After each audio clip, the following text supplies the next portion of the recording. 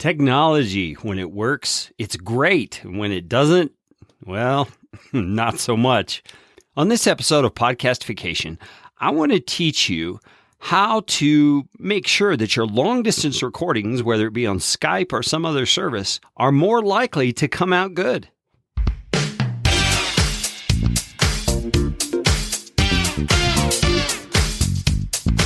My name is Carey Green, and I am the Client Happiness Guy at PodcastFastTrack.com, and this is Podcastification. This show is all about podcasting. How to do it, how not to do it, best practices, interesting news items that have to do with the realm of podcasting, and who knows what else. And I'm trying to do it all with a little bit of fun and some information to help you get a show going, keep yours going, or make it better.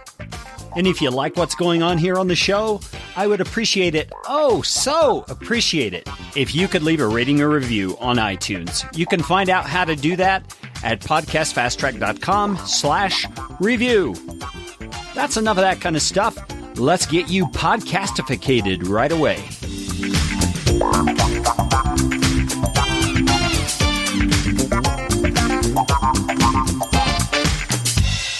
Welcome back to Podcastification. My name is Carey Green from PodcastFastTrack.com, and I am so excited to talk to you today about this thing of technical issues. I mean, we've all been on a Skype recording or Zencastr or Ringr, and we've had that issue where something happens, and you don't always even know what it is, but it causes your recording, well, to go kind of haywire. What can you do to avoid those kinds of things? And that's really the focus of this episode, is to avoid those things in the first place.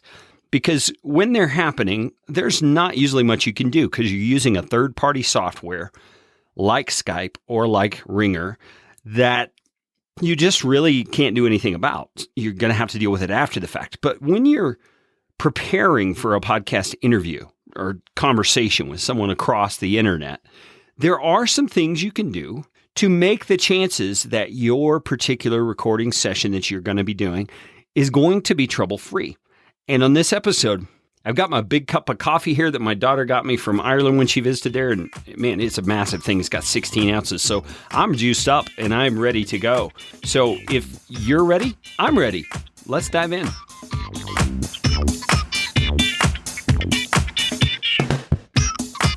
Okay, to prevent those technical things that happen sometimes when you're doing a long-distance recording, you need to plan ahead. And what I'm going to suggest to you, first of all, is that you make sure that you're doing your recording session for that particular conversation on a hardwired connection. In other words, not Wi-Fi. And why is that? Well, you've got some kind of, spatial thing happening between your computer and your router, wherever your Wi-Fi router is, when you're doing Wi-Fi. So anything that could disrupt that signal out there in the ether, however that happens, could cause issues for your particular recording.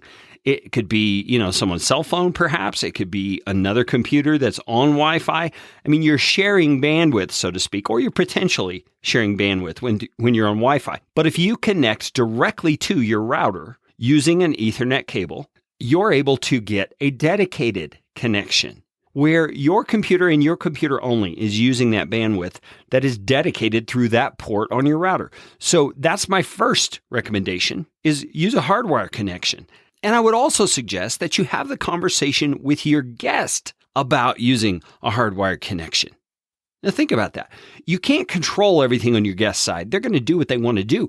But if you can suggest that they use a hardwired connection, you're going to make it more likely on your end and on their end that they are going to get a great conversation with you recorded so they don't have to come back the second time.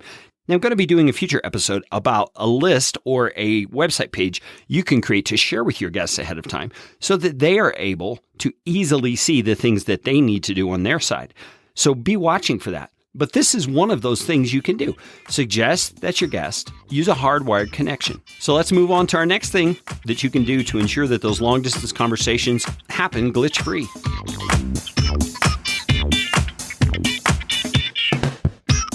Okay, the second thing I would suggest that you do to make sure your long-distance conversations work when you go to record them is turn off all other programs on your recording computer that you possibly can. I mean, ones you're not going to be using. Now, I understand you may have a Google Doc open or you may have Microsoft Word open to have an outline that you're following. Hey, that's a great practice. I definitely suggest that you do that. But if you can turn off everything else, especially those programs that might be using the internet for any reason, then you need to do that. So that would be email, that would be Slack, any kind of chat app that you have going on. Because when you do those things, you are, again, hogging your potential internet use to just your recording. So your recording is able to have the best chance of getting a good sound without those little glitches and breaks that you hear when you do a Skype recording. So that's the second thing. Turn off all other programs you possibly can while you're doing your recording. So what's number 3? Let's get into it.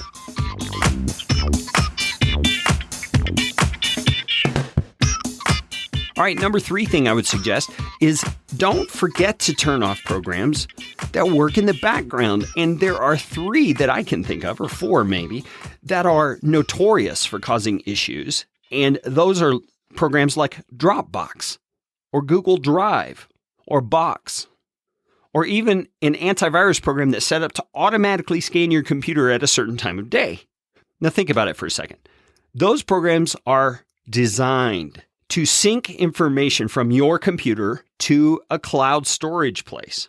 So what happens if someone on your team or someone who has access to your Dropbox account starts uploading 7,000 photos of their trip to grandma's house? It's going to start downloading to your machine, possibly right in the middle of your interview. Now, Dropbox, Box, Google Drive, those 3 at least, I know, have a pause function. So you can pause the syncing. You don't have to uninstall the program or anything. You can just pause it for the duration of your recording session. And that's a thing you would want to put onto a pre-show checklist, which, by the way, is another thing I'm going to be creating a future episode on, is how to create a pre-show checklist to ensure that you do everything you need to do when you record podcast episodes. But we'll get back to that later. So Dropbox, Box, Google Drive, auto antivirus schedules. In none of these situations do you have to uninstall the program, but you can probably pause that particular function if you just dig through the settings a little bit, and you'll find a way to do that, and it will give you a much better chance of having a good recording for that conversation the first time.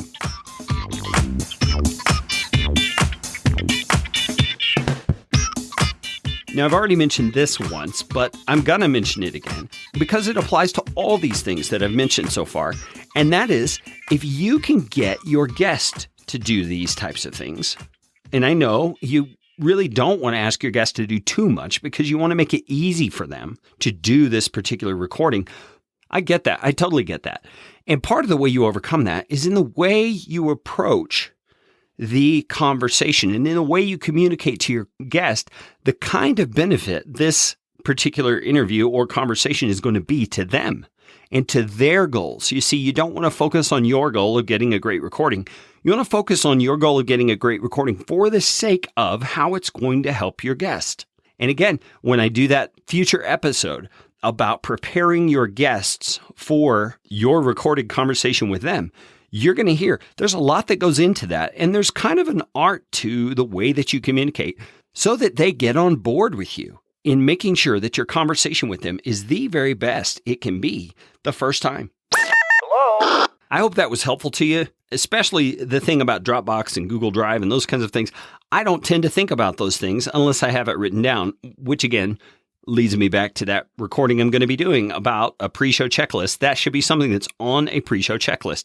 Turn off Dropbox or pause Dropbox, pause Google Drive, those kinds of things. So I would love to hear your feedback about this. Maybe you have some other suggestions of things that you have found are helpful to ensure that the technical side of a long distance recording actually happens in a way that is beneficial for you and your guest. I would love to hear those. You can either email it to me at Carey, Carey, at podcastfasttrack.com, or better yet, if you see this on social media, share right there in the comments and share your experience, your tips, your tricks, the things you've found that make recordings better. Hey, would you do me a favor? Would you tell one person about Podcastification, somebody you know who podcasts, and wants to make their show the very best it can be. That's what I'm aimed at here on Podcastification, is helping you make your show a better show every single time that you record it. Now you know what time it is. It's time for you to go out and make it a podcastificating day.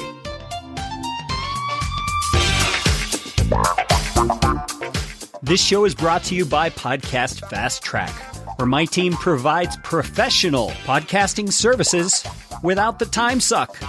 Full production, editing, and show notes all in one monthly subscription package. You can find out more at podcastfasttrack.com. Now go out and make it a podcastificating day.